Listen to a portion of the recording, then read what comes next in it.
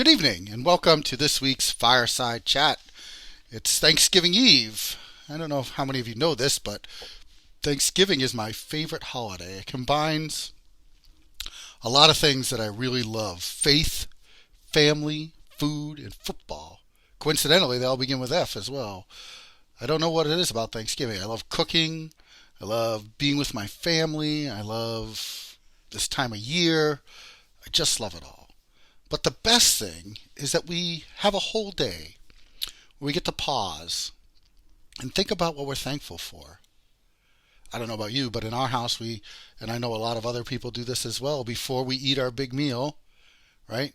We go around and everyone says something they're thankful for. And actually, I wish that was something we did every day, because here's the thing: giving thanks helps us to be healthy. According to Dr. Robert Emmons of California University, giving thanks has been scientifically proven to help us with our health. Dr. Emmons says, for too long, the concept of gratitude had been ignored. It is a forgotten factor in the science of well-being.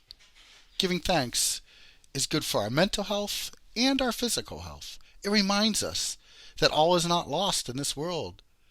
And don't we need that so much in these days? All we ever hear about is doom and gloom. We hear about how bad the world is. We hear about how we've forgotten this thing or that thing that's made the world awful. It's stressful to think all that way all the time. Giving thanks resets our minds on the things in our lives that are good. Here are some of the benefits that were found by that study at the University of California. Counting blessing boosts your health.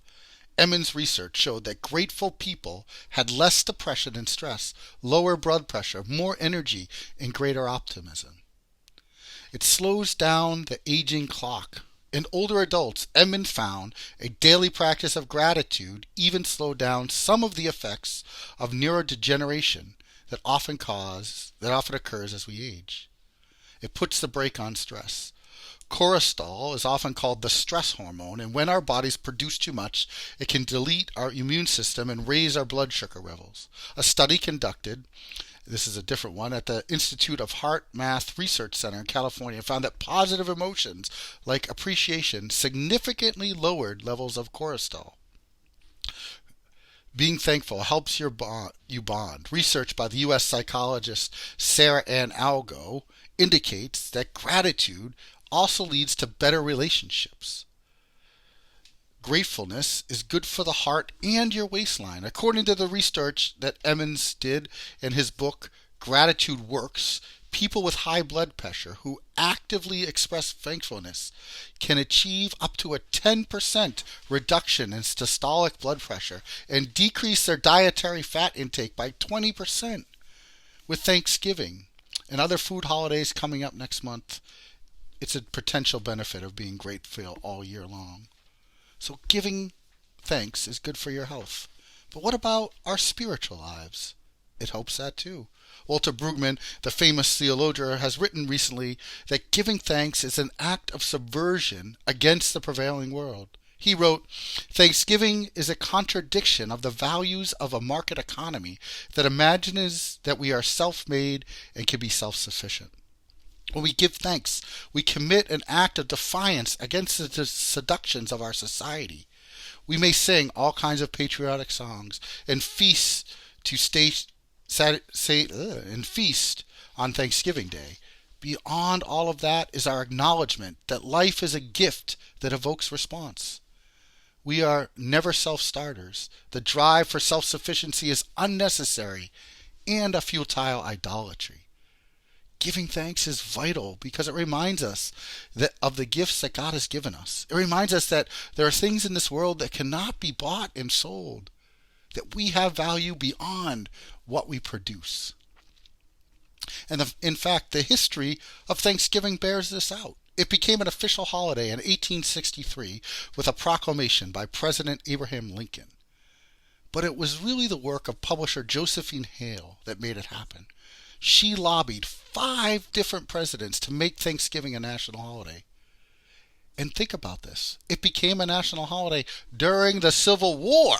It became a holiday in one of the bleakest and most derisive times in our nation's history. We needed it to give thanks then, to remember what really mattered to us. As Hale wrote, there's a deep moral influence in these periodic seasons of rejoicing in which the whole community participates. Maybe in this time of such division, we can too remember that we are connected more than we think. Maybe in this time we can remember the things in life that draw us together, that we all love and all want to be loved. We all have things this year to be thankful for. Giving thanks is important for our health, for our spiritual selves, and because we know that our lives really don't belong to us. They belong to God. As the psalmist sings, "Oh, give thanks to the Lord, for he is good. His steadfast love endures forever. Let the redeemed of the Lord say so, those he redeemed from trouble and gathered from the lands, from the east and from the west, from the north and from the south." Or as it says in the book of Hebrews, "Therefore, since we are receiving a kingdom that cannot be shaken, let us give thanks, by which we offer to God an acceptable worship with reverence and awe." Tomorrow will be a different Thanksgiving for many of us. We won't have the big family gatherings that we usually do, but the day will be the same because we will still have time to stop and give thanks. We will still have time to think of all the people who have helped us.